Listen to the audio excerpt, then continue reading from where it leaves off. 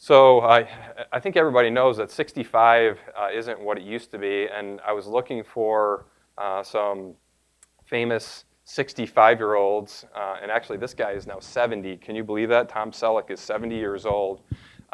This is a picture back in 2010 when he was 65. But aging is a little different today than it was in 1955, which was 20 years after Social Security was signed into law.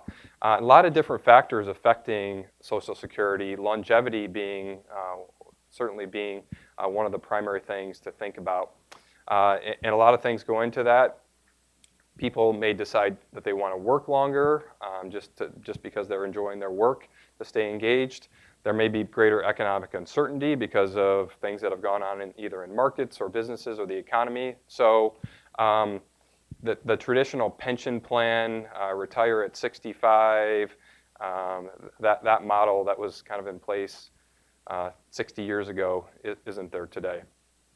So a couple of statistics around longevity risk, which we think Social Security is one of the great tools that you can use to manage longevity risk. And when I say that, I mean that is the risk that you live longer than your money does.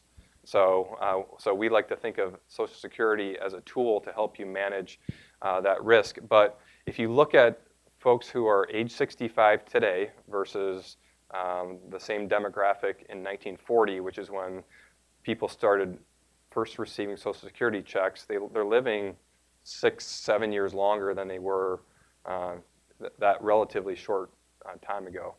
And those are just averages. The